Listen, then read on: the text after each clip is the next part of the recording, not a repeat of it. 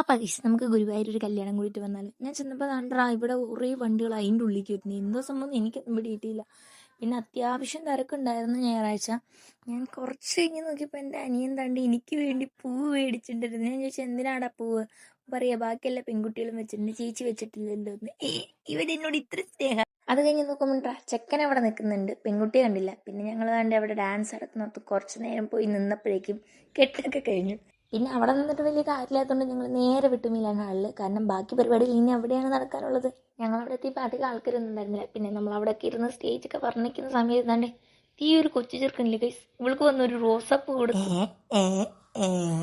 അപ്പോഴും അതാണ്ട് ചെക്കനും പെണ്ണെത്തിയിട്ടുണ്ട്. അപ്പോൾ ഈ കാണുന്ന വർഷക്കുട്ടിയുടെ കല്യാണം ഞങ്ങൾ ജീവിതത്തിൽ കൂടില്ലെന്നാണ് കരുതിയത്. വേറൊന്നുമില്ല ഗൈസ്, കോളേജിൽ പഠിക്കുന്ന സമയത്ത് അവൾ പറയുമായിരുന്നു എൻ്റെ കല്യാണം ഞാൻ അങ്ങനെ ആരും വിളിച്ച് നടത്തത്തില്ല എന്ന് പറഞ്ഞവളുടെ കല്യാണമാണ് ഞങ്ങൾ ഈ ഇരുന്ന് കൂടുന്നത്. പിന്നെ ചെറുക്കനും പെണ്ണും സ്റ്റേജിലോട്ട് എൻ്റർ ചെയ്ത് ആരതി ഒഴിയുന്നു. അപ്പം ഞങ്ങൾ കഴിച്ചു. ഇതോടുകൂടി ചടങ്ങുകൾ കഴിഞ്ഞ്. ഇല്ല ഗൈസ്, പിന്നെയാണ് ചടങ്ങുകൾ തുടങ്ങുന്നത്. എന്തൊക്കെയോ കുറേ ചടങ്ങുകളുണ്ടായിരുന്നു. കുറേ നേരം ഞങ്ങളത് കണ്ടിരുന്നു. പിന്നെ ഞങ്ങൾക്ക് ബോറടിച്ച് ഗൈസ്. അങ്ങനെ ഈ ചടങ്ങുകൾ തീരാത്തതുകൊണ്ട് ഞങ്ങൾ നേരെ വിട്ട് ഫോട്ടോഷൂട്ടിൽ. പിന്നെ ഞങ്ങൾ കുറേ നേരം ഫോട്ടോ എടുത്തതാണ്ടേ. ഞങ്ങൾ ഫോട്ടോ എടുക്കുമ്പോൾ ഒരു ലിപ്സ്റ്റിക് ഇടുന്നു. ലിപ്സ്റ്റിക് ഇടാതെ ഞാൻ ഫോട്ടോ എടുക്കത്തില്ല. പിന്നെ അത് കഴിഞ്ഞ് നമ്മൾ മെയിൻ പരിപാടിയായിട്ട് കിടന്നു. സാമ്പാർ വന്നു, അവിയൽ വന്നു, തോരൻ വന്നു, അങ്ങനെ എല്ലാം കൂട്ടി ഒരു പിടി പിടിച്ച് അങ്ങനെ കല്യാണം കഴിഞ്ഞു ഗൈസ്.